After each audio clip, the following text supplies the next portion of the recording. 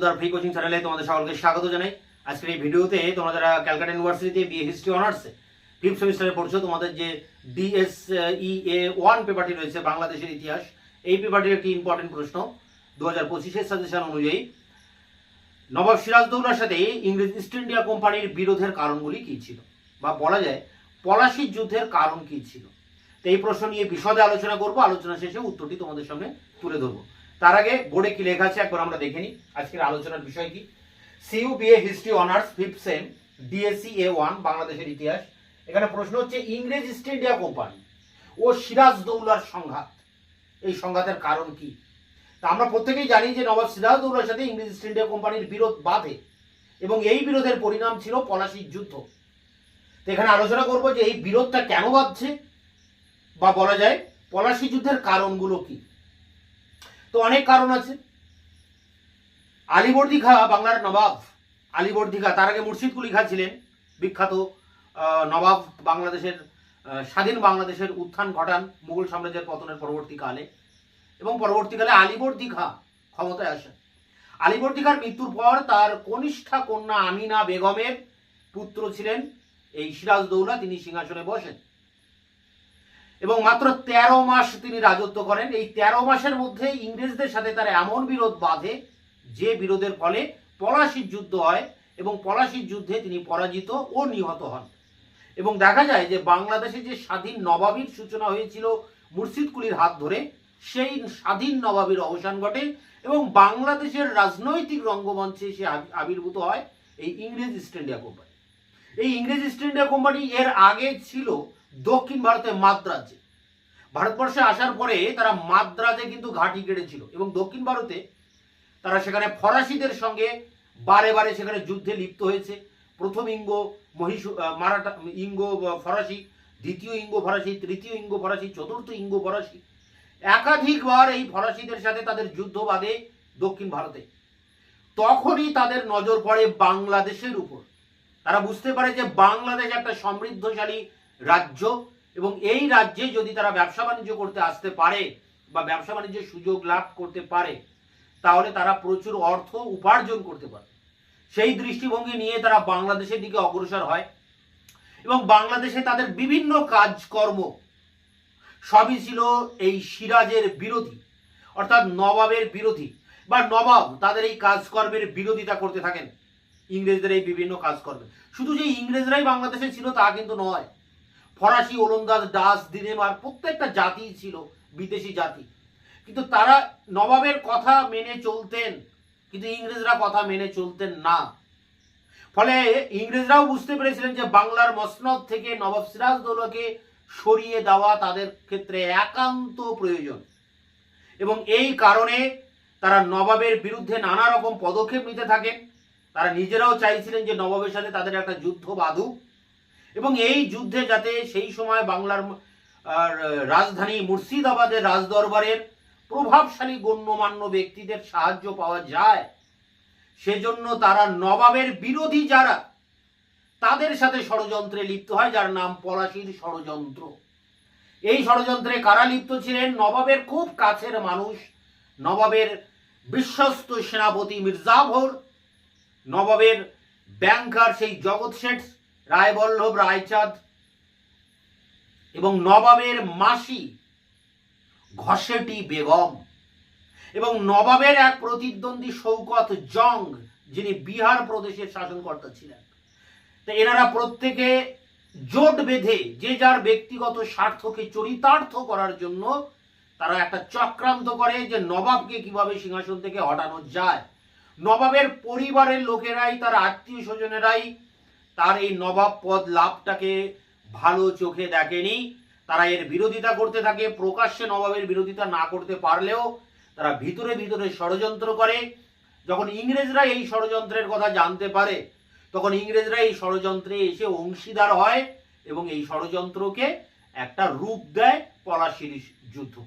এখন এই পলাশির যুদ্ধে ইংরেজদের যে পরিমাণ সেনা ছিল তার থেকে কয়েক গুণ বেশি ছিল কিন্তু নবাবের সেনা। তাহলে যুদ্ধে জেতার কথা সিরাজদৌল্লার, কিন্তু সেই যুদ্ধে এক প্রকার অসম যুদ্ধ। যদি সৈন্য সংখ্যার বিচার করা হয় তো ইংরেজ সেনার তুলনায় অনেক বেশি ছিল নবাবের সেনা। ইংরেজদের সেনা কয়েক হাজার, সেখানে নবাবের সেনা ছিল কয়েক লাখ বলা যায়। তাহলে এই যুদ্ধেও যেখানে নবাবের নিশ্চিত জয়, সেই যুদ্ধেও কিন্তু নবাব পরাজিত হয়েছিলেন শুধুমাত্র ষড়যন্ত্রের কারণে। কারণ নবাবের যেসব সেনাপতিরা ছিলেন, একমাত্র একজন সেনাপতি বাদে আর বাকি সমস্ত সেনাপতি মির্জাপুর সহ তারা কেউ যুদ্ধক্ষেত্রে যুদ্ধ করেনি বা সেনাদেরকে নির্দেশ দেয়নি যুদ্ধ করার। ফলে একতরফা ভাবে ইংরেজরা গোলা বারুদ ছুড়ে গেছে, আর নবাবের সেনারা কাঠের পুতুলের মতো দাঁড়িয়েছিল, কারণ সেনাপতি নির্দেশই দেয়নি যুদ্ধ করার। ফলে এটা ছিল একটা প্রহসন। রমেশচন্দ্র মজুমদার বলছেন যে ইংরেজদের যে যুদ্ধের যে উৎকর্ষতা, তাদের যে কামান গোলা বারুদের যে উৎকর্ষতা, সেই অপেক্ষায় এই যুদ্ধ ছিল একটা প্রহসন, একটা সাজানো ঘটনা। এবং নবাব শেষ পর্যন্ত এর পরিণাম কি হবে? নবাবের পরাজয়। এবং নবাব এই পরাজয়ের কথা জানতে পেরে তিনি পলায়ন করতে থাকেন এবং মির্জাফরের পুত্র মিরনের হাতে তিনি বন্দী হন এবং তারই হাতে তিনি নিহত হন। এবং বাংলাদেশের ভাগ্যাকাশে যে সূর্য রবি সেটা অস্তমিত হয় এবং সেখানে পরাধীন বাংলাদেশের আবির্ভাব ঘটতে থাকে। ইংরেজরা ভারতের রঙ্গমঞ্চে, বাংলার রঙ্গমঞ্চে এসে উপস্থিত হয়। এই বাংলাকে কেন্দ্র করে ইংরেজরা সারা ভারতে সাম্রাজ্য বিস্তার করে। এর গুরুত্ব কিন্তু ভয়ঙ্কর। ঐতিহাসিক ম্যালেসন বলছেন যে এই রকম কোনো একটা যুদ্ধ পৃথিবীতে আর কোথাও দেখা যায় না, যে এই যুদ্ধের প্রত্যক্ষ পরোক্ষ প্রভাব এত সুদূর প্রসারী, এত গুরুত্বপূর্ণ, যে আর পৃথিবীতে কোনো যুদ্ধে এরকম হয়নি। তার কারণ পলাশির যুদ্ধের পর বাংলার রঙ্গমঞ্চে তারা আবির্ভূত হচ্ছে ইংরেজরা, এবং বাংলার অর্থনীতি তাদের হাতে আসছে, ব্যবসা বাণিজ্য করার একচেটিয়া অধিকার পাচ্ছে। পরবর্তীকালে বিভিন্ন নবাবকে সেখানে বসানো হচ্ছে। নবাবের কেনা বেচার যে খেলা, সেই খেলায় ইংরেজরা মেতে উঠছে, কোটি কোটি টাকা তারা আত্মসাৎ করছে, বাংলা থেকে বিপুল পরিমাণে অর্থ ইংল্যান্ডে পাচার করছে। ফলে দেশের সম্পদ বিদেশে চলে যাচ্ছে একটা ড্রেনের মতো করে। ড্রেন অফ ওয়েলথ থিওরি, যেটা দাদাভাই নওরোজি আনপভার্টি ব্রিটিশ রুল ইন ইন্ডিয়া গ্রন্থে বলেছেন, রমেশচন্দ্র দত্ত যে কথা বলেছেন। এইভাবে বিপুল পরিমাণ সম্পদ ইংরেজদের হাতে আসায় সেই অর্থের উপর বেস করে তারা বিরাট সেনাবাহিনী তৈরি করে, যে সেনাবাহিনীকে দিয়ে আবার ভারতবর্ষের অন্যান্য অঞ্চলে তারা সাম্রাজ্য বিস্তার শুরু করে। তাহলে পলাশির যুদ্ধ টার্নিং পয়েন্ট। পলাশির যুদ্ধ না হলে বাংলায় এসে তারা ঢুকতে পারতো না, বাংলার অর্থনীতি হাতে পেত না, এবং ওই অর্থ হাতে না পেলেও তারা এত কিছু পরিকল্পনা ভারতবর্ষে এত বড় সাম্রাজ্য বিস্তার করতে পারত না। তাদের প্রধান উদ্দেশ্য ছিল প্রথমে বাণিজ্য করা, অতএব তারা বণিক হিসাবে এসেছিল। পরে রাজদণ্ড তারা হাতে নেয়, বণিকের মানদণ্ড রাজদণ্ডে পরিণত হয়। রবীন্দ্রনাথ ঠাকুর বলেছিলেন এই কথা। এবং পরবর্তীকালে দেখা যায় মীর কাসিমকে সিংহাসনে বসানো হয়, বক্সারের যুদ্ধ হয়, বক্সারের যুদ্ধে পরাজিত হচ্ছে এবং মুঘল সম্রাট শাহ আলম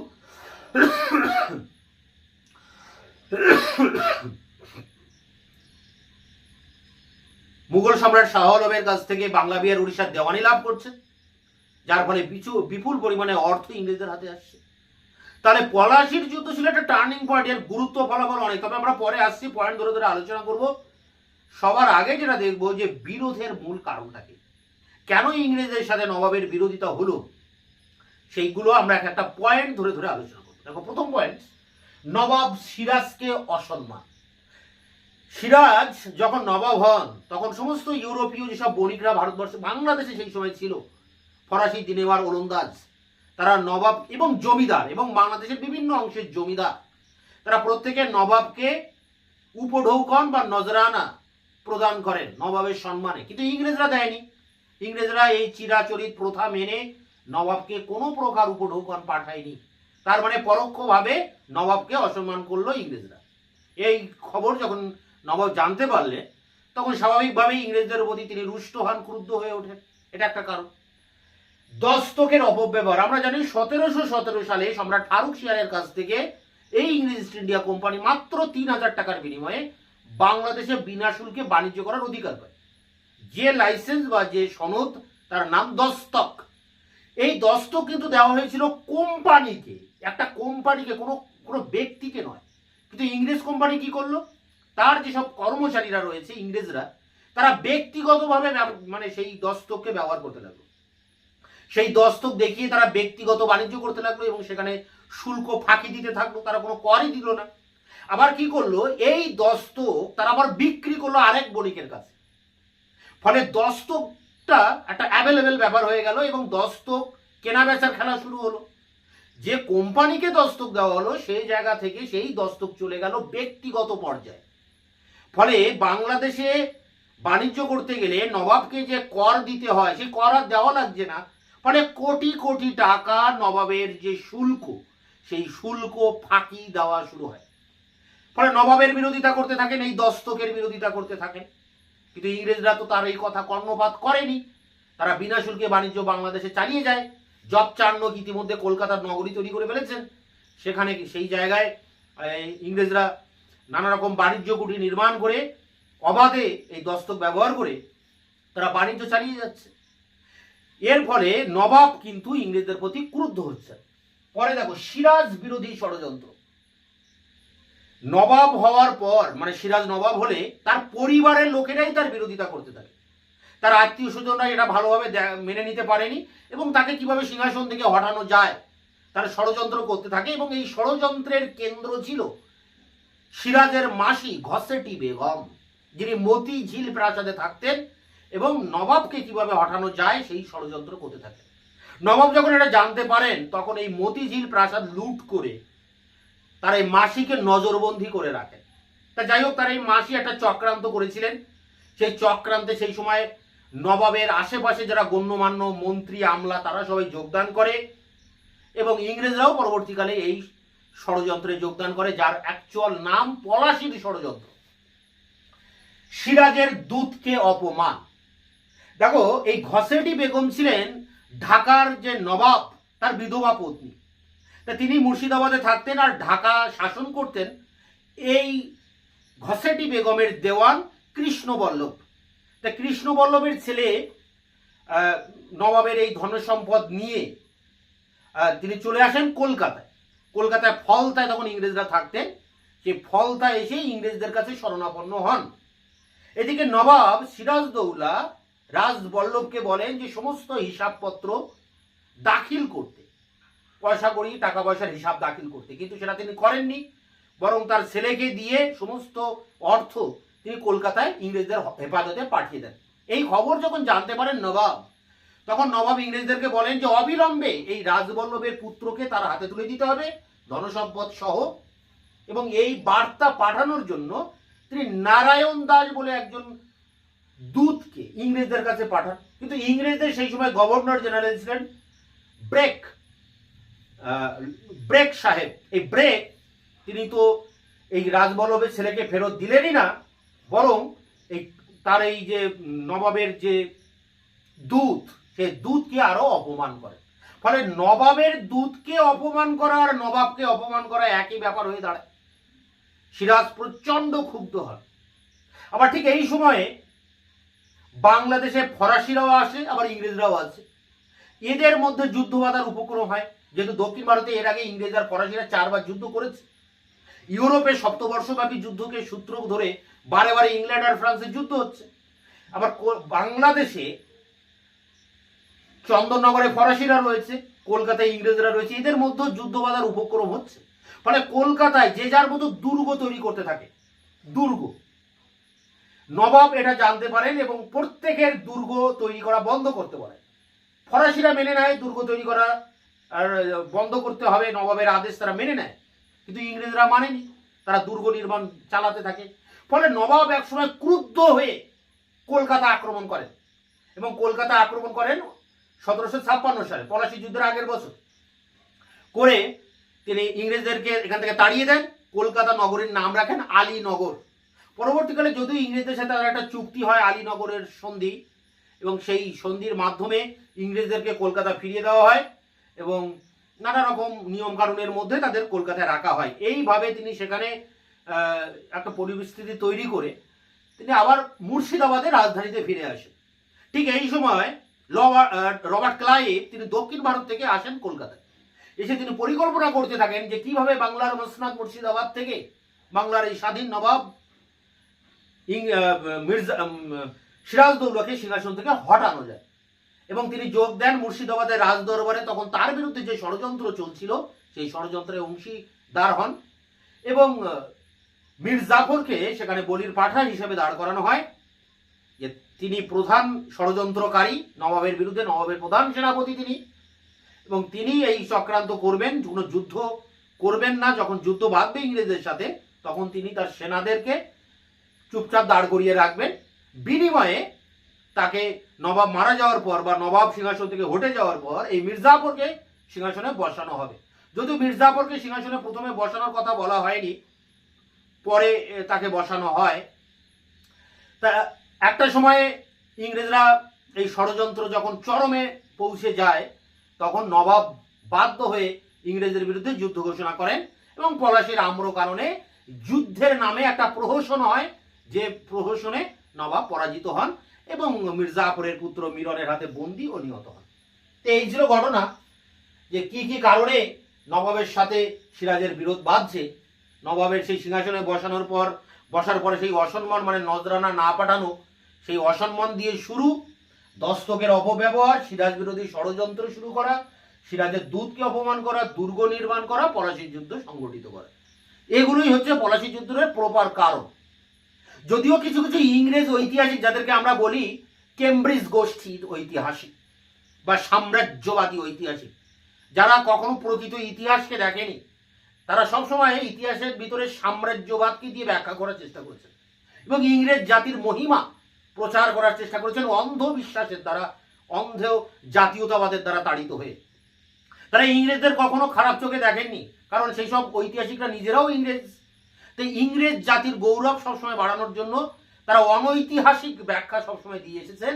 যেমন C.A. বেইলি, তিনি বলতে চাইছেন যে এই নবাবের সাথে ইংরেজদের বিরোধের মূল কারণ সিরাজদৌল্লার অহমিকা, তার গর্ববোধ, তিনি অত্যন্ত ব্যভিচারী ছিলেন, অত্যাচারী ছিলেন, অর্থ লোলুপ ছিলেন, এরকম নানা রকম অ্যাঙ্গেলে তাকে আক্রমণ করেছেন। যদিও তার যোগ্য জবাব দিয়েছেন বিনয়ভূষণ চৌধুরী, যদুনাথ সরকার, বিপান চন্দ্র, এনাদের মতো ভারতের জাতীয়তাবাদী ঐতিহাসিকরা তার মুখে মুতোর জবাব যাকে বলে সেগুলো কিন্তু দিয়েছেন। কারণ C.A. বেইলি কোনো তথ্য প্রমাণ দেখাতে পারেননি, তার মনের কথা তিনি ব্যক্ত করে গেছেন। C.A. বেইলির মতো আরো অনেক ঐতিহাসিক, সাম্রাজ্যবাদী ব্যাখ্যার ঐতিহাসিকরা কিন্তু তারা ব্যক্তিগতভাবে নবাবকে আক্রমণ করেছেন এবং সিরাজ, এই যে বিরোধ ইংরেজদের সাথে সিরাজের বিরোধের যে কারণ বা পলাশীর যুদ্ধের যে কারণগুলো, প্রপারলি সবই নবাবকে দায়ী করেছেন, কিন্তু সম্পূর্ণ অনৈতিক। এই বিরোধে নবাবের যেমন কিছুটা দায়িত্ব হয়তো ছিল, কিন্তু তার বেশি, অনেক অনেক বেশি দায়িত্ব ছিল বা দায় ছিল কিন্তু ইংরেজদের, এটা আমরা জানি। তা যাই হোক, পলাশীর যুদ্ধ হয়ে গেল। এবার একটা পাঠ নিয়ে আলোচনা করবো, সেটা হচ্ছে পলাশীর যুদ্ধের ঐতিহাসিক গুরুত্বটা কি। এত যে পলাশীর যুদ্ধ করে আমরা করি, এর আসলে ভ্যালুটা কি। ম্যালেসন বলছে বিশাল গুরুত্ব, পৃথিবীর ইতিহাসে এমন কোনো যুদ্ধ দেখা যায় না যে যুদ্ধের গুরুত্ব এত বেশি। কারণ এই যুদ্ধের ভিতর দিয়েই ইংরেজরা বাংলাদেশে তারা আধিপত্য স্থাপন করে আস্তে আস্তে সারা ভারতবর্ষকে কবজা করে নেয়, ভারতে ব্রিটিশ সাম্রাজ্য প্রতিষ্ঠিত হয়। সেই দিক দিয়ে তাকালে ঐতিহাসিক গুরুত্ব বিরাট। পলাশীর যুদ্ধে যদি ইংরেজরা হেরে যেত তাহলে হয়তো ইতিহাস অন্যভাবে লেখা হতো, ভারতে ব্রিটিশ সাম্রাজ্য থাকতো কিনা সেটাই একটা প্রশ্ন।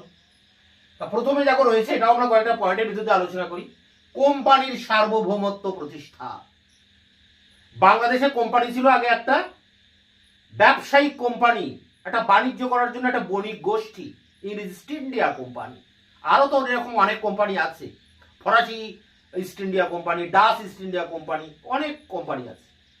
এরা ছিল আগে ব্যবসায়িক কোম্পানি, কিন্তু এর ফলে, এই পলাশী যুদ্ধের ফলে বাংলায় তাদের একটা রাজনৈতিক আধিপত্য স্থাপন হচ্ছে, তারা একটা সার্বভৌম ক্ষমতার প্রতীক হয়ে উঠছেন। তাদের যে ক্ষমতা বাংলাদেশে প্রতিষ্ঠিত হচ্ছে, তার যে ভিত্তি সেটা প্রতিষ্ঠিত হচ্ছে, সরকারিভাবে শিলমোহর পড়ে যাচ্ছে তাদের ক্ষমতার উপরে, অর্থাৎ তাদের সার্বভৌমত্ব প্রতিষ্ঠিত হচ্ছে। পরেরটা দেখো, ভারতীয় রাজনীতিতে কোম্পানি নিয়ন্ত্রণ প্রতিষ্ঠা। বাংলাদেশে কোন নবাবকে বসানো হবে। দেখো, পলাশী যুদ্ধের পর ইংরেজরা যদি মনে করতো তারা নবাব হতে পারত, কিন্তু ইংরেজদের সেই লোকবল ছিল না বাংলাদেশ শাসন করার। এছাড়া যদি হঠাৎ নবাব হয়ে বসতেন ইংরেজরা, তখন এদেশের মানুষেরা সেটা ভালোভাবে নিত না, একটা গণ অভ্যুত্থানের ভিতর দিয়ে ইংরেজদের অবস্থা খারাপ করে দিত। তো এই ধরনের আশঙ্কা ছিল। রবার্ট ক্লাইভ কিন্তু খুব ধুরন্ধর ব্যক্তি ছিলেন।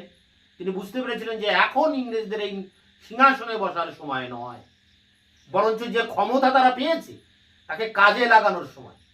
তাই সিংহাসনে না বসে তারা করলেন কি, তাদের দ্বারা মনোনীত কোনো নবাবকে সেখানে বসালেন, এমন নবাবকে যে নবাবকে তারা ইচ্ছা মতো পরিচালনা করতে পারে। এক প্রকার জড় ভরত, কাঠের পুতুল, ঠুটো জগন্নাথের মতো এক নবাবকে তারা সেখানে বসালেন, মির্জাফরকে। তো এইভাবে বাংলার রাজনীতিতে কে বসবে কে বসবে না এটা তাদের হাতে চলে আসে। কারণ মির্জাফর কিছুদিন পরে যখন ইংরেজদের প্রয়োজনীয় অর্থ বা তাদের দাবি বহির্ভূত অর্থ দিতে না পারে, তখন মির্জাফরকে সরিয়ে দেওয়া হয়। মির্জাফর অবশ্য সহজে সরে যাননি। মির্জাফর ইংরেজদেরকে হটানোর জন্য ওলন্দাজদের সাথে একটা ষড়যন্ত্র করেন এবং 1766 সালের বিদরার যুদ্ধে পরাজিত হন এবং ওলন্দাজরাও বাংলাদেশ থেকে বিতাড়িত হয়, মির্জাফরও বিতাড়িত হয় এবং তার যে জামাই ছিলেন মীর কাসিম, তাকে সিংহাসনে বসানো হয়। কিছুদিন পরে মীর কাসিমও নিজের স্বতন্ত্র প্রতিষ্ঠা করার জন্য ইংরেজদের থেকে দূরে থাকার চেষ্টা করেছিলেন। রাজধানী মুর্শিদাবাদ থেকে নিয়ে চলে গিয়েছিলেন মুঙ্গেরে, অস্ত্র কারখানা বসিয়েছিলেন। সমরু বলে একজন ইউরোপীয় সেনাপতিকে এনেছিলেন তার সেনাবাহিনীকে উন্নত করার জন্য, কিন্তু তবু শেষ রক্ষা হয়নি। বক্সারের যুদ্ধে তার চূড়ান্ত পরাজয় ঘটে এবং তিনি নিরুদ্দেশ হয়ে যান।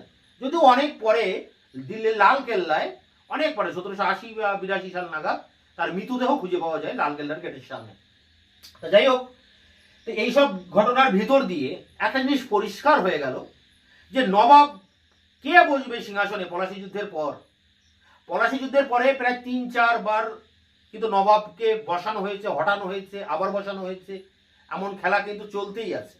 এগুলো সবই ইংরেজরা করেছে। তাই এই যে ক্ষমতা, এই যে সুপ্রিম পাওয়ারের ক্ষমতা, সেটা ইংরেজরা লাভ করে। এটা একটা গুরুত্ব।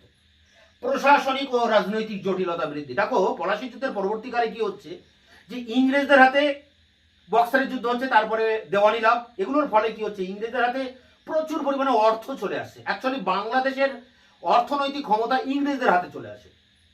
আর অন্যদিকে নবাবের হাতে ছিল প্রশাসনিক ক্ষমতা, সমস্ত দায় দায়িত্ব নবাবের, আর সমস্ত অর্থনৈতিক ক্ষমতা ইংরেজদের।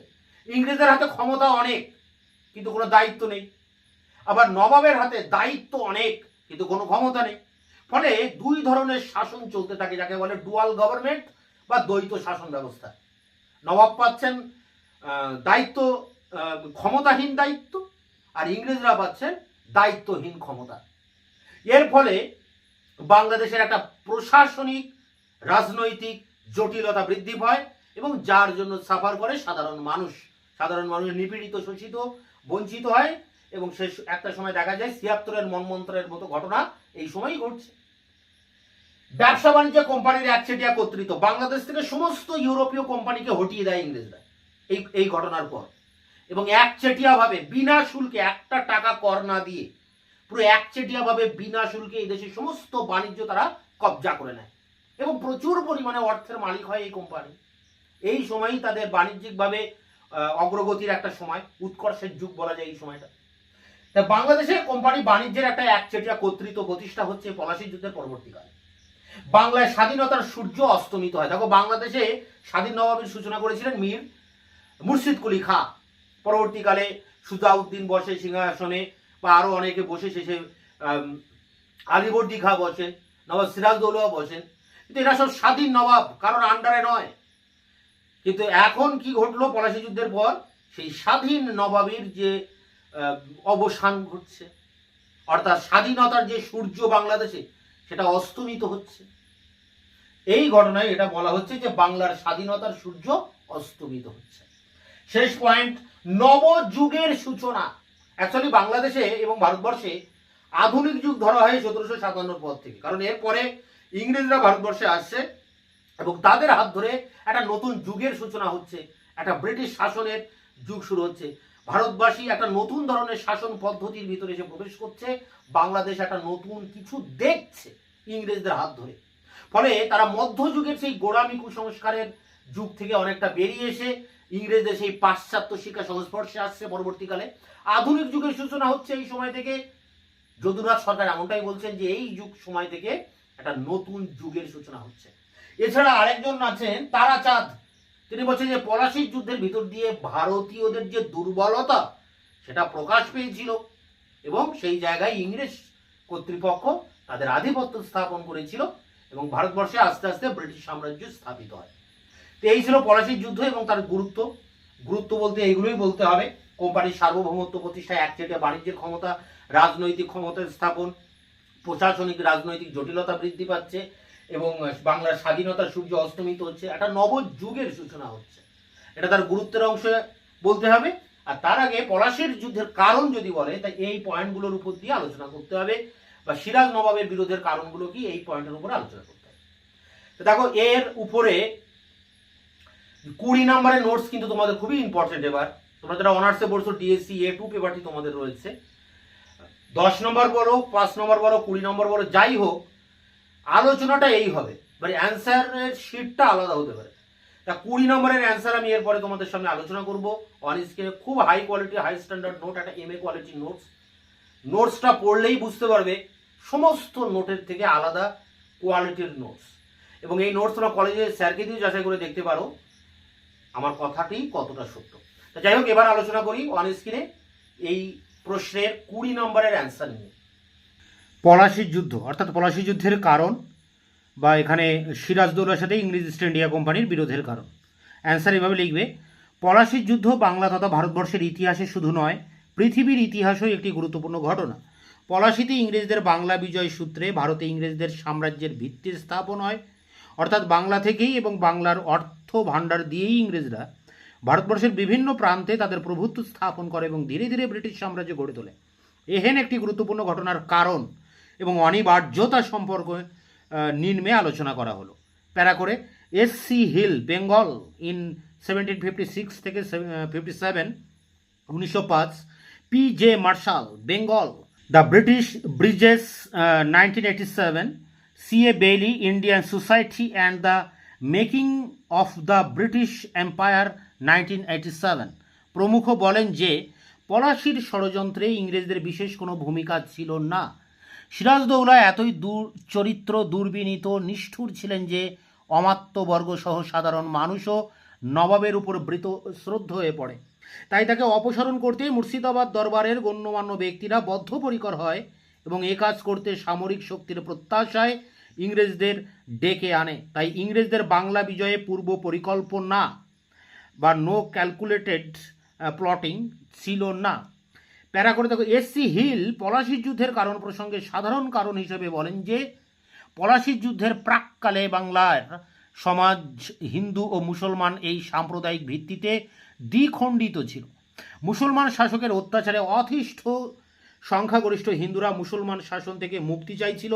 হিল পলাশির যুদ্ধের অন্যতম প্রধান কারণ হিসেবে দায়ী করেছেন সিরাজের দম্ভ এবং অর্থ লিপ্সাকে।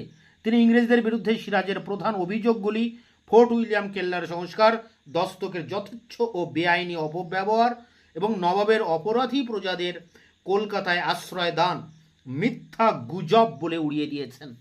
প্যারা করে দেখো: CA বেইলি, PJ মার্শাল বলেন অষ্টাদশ শতকের প্রথমার্ধে ইউরোপীয় বাণিজ্য বাংলার বাণিজ্যিক অর্থনীতিতে মেরুদণ্ড স্বরূপ ছিল।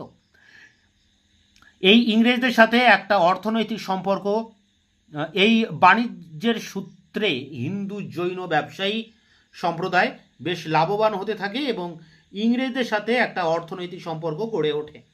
CA বেইলি এমন কথাও বলেছেন যে বাংলায় ব্যবসায়ী ভূস্বামীদের স্বার্থ ইউরোপীয়দের ভাগ্যের সাথে এমন অঙ্গাঙ্গিভাবে জড়িয়ে গেছিল যে কলকাতা থেকে ইংরেজদের তাড়িয়ে দেওয়ার ব্যাপারটা তারা সহ্য করতে পারছিল না এবং সেজন্যই পলাশির ঘটনা ঘটল। অর্থাৎ কোলাবোরেশন থিসিসের উপর জোর দেওয়া হচ্ছে। প্যারা করে দেখো: সুশীল চৌধুরী উপরোক্ত মতগুলি এক বাক্যে স্বীকার করেননি। তিনি বিভিন্ন গ্রন্থে এ সম্পর্কে প্রশ্ন তুলেছেন। প্রথমত তিনি বলেন নবাব হওয়ার পূর্বে সিরাজের চারিত্রিক সংকলন ঘটেছিল, কিন্তু নবাব হওয়ার পর সিরাজ তার পূর্বের ন্যায় উদ্ধত, নিষ্ঠুর ও দুশ্চরিত্র ছিলেন না। অন্তত নবাবী পর্বে এ জাতীয় তথ্য অপ্রতুল। অথচ আশ্চর্যের বিষয় সে সাম্প্রতিক লেখাতেও মেজাজি রাগী স্বভাবের উপর জোর দেওয়া হচ্ছে। রজতকান্ত রায় পলাশী ষড়যন্ত্র ও সেকালের সমাজে এই বিষয়টার উপরে জোর দিয়েছেন। সুশীল চৌধুরী যা লর সূত্র ধরে বলেন, নবাব সিরাজের পর্বের অন্ধকার দিকটার উপর জোর দিয়ে পলাশী ষড়যন্ত্র ও ইংরেজদের বাংলা বিজয়কে যথার্থতা প্রদানের চেষ্টা ভিন্ন কিছু নয়। প্যারা করে দেখো, প্রাক পলাশী পর্বে দ্বিধা বিভক্ত সমাজ প্রসঙ্গে সুশীল চৌধুরী বলেন, আলীবর্দীর সময় থেকে সিরাজের সময় পর্যন্ত দেওয়ান, তান দেওয়ান, বক্সি প্রভৃতি গুরুত্বপূর্ণ পদগুলিতে হিন্দুরাই অধিষ্ঠিত ছিল। তাছাড়া বাংলার সমাজ যদি দ্বিধা বিভক্ত হতো তাহলে সমসাময়িক বাংলা সাহিত্য ও ফরাসি ইতিহাসে তার ছাপ পড়ত, কিন্তু তা হয়নি। চৌধুরীর মতে জমিদার ও শাসক শ্রেণীর মধ্যে যে লড়াই তা হিন্দু মুসলমান বিভেদমূলক চেতনা থেকে উদ্ভূত নয়, তার মূল শ্রেণীগত সংঘাত। দ্বিতীয়ত দেখো, সুশীল চৌধুরী পলাশীর অজানা কাহিনী 2004 গ্রন্থে বলেন, সিরাজের অর্থলিপ্সার কোনো প্রমাণ সমসাময়িক নথিপত্রে মেলে না। তিনি বলেন, সিরাজ যদি অর্থলোলুপ হতো তাহলে কাশিমবাজার কুঠির পতনের পর ইংরেজদের যাবতীয় ধনসম্পত্তি তিনি অনায়াসে আত্মসাৎ করতে পারতেন, কিন্তু ইংরেজদের অস্ত্র ও গোলাবারুদ শুধু বাজেয়াপ্ত করেছিলেন। প্রসঙ্গত উল্লেখ্য, ওয়াটসন যেসব শর্তাবলীতে সই করেছিলেন তাতে অর্থের কোনো কথা ছিল না, যদিও এরকম ক্ষেত্রে অর্থের দাবি করাটা প্রচলিত রীতি ছিল।